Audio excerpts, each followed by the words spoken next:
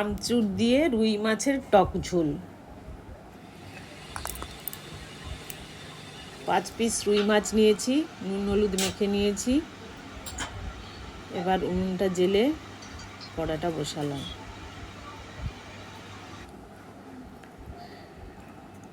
কড়া গরম হয়ে গেছে।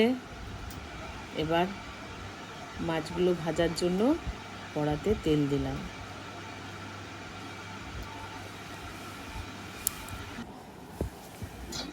তেল গরম হয়ে গেছে, তেলটা কড়ার চারিপাশে লাগিয়ে নিলাম।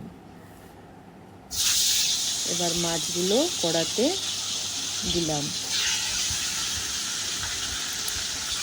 হালকা করে ভেজে নেব, বেশি ভাজবো না।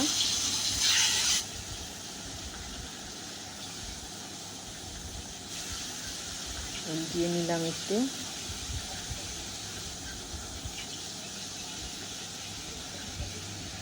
হালকা ভাজা হয়ে গেছে, তুলে নিলাম। এবারে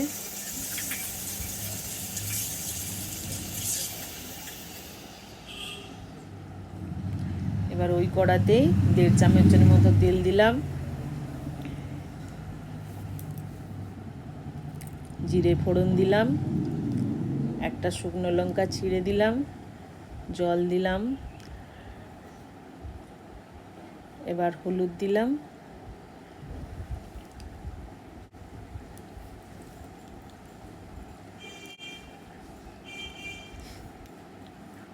এবার আমচুর দেব। 4টে আমচুর আছে এখানে, একটা কাঁচা আমের সমান। এবার একটু কষিয়ে নিলাম। এবার 1 গ্লাসের মতো জল দেব।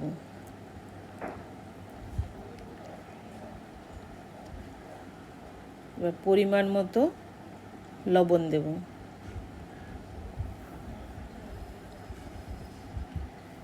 ঝোলটা ফুটছে, এবার মাছগুলো এক এক করে দিয়ে দেব।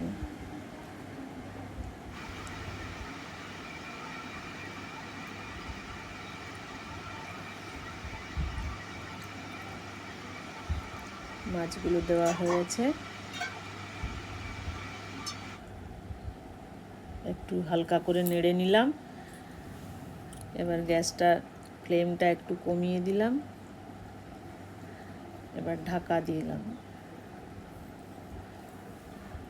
6 থেকে 7 মিনিট পর ঢাকাটা খুললাম। মোটামুটি ঝোল হয়ে এসছে।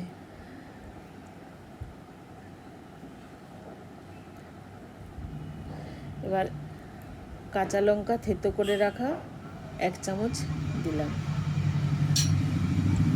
এবার একটু নেড়ে নেব।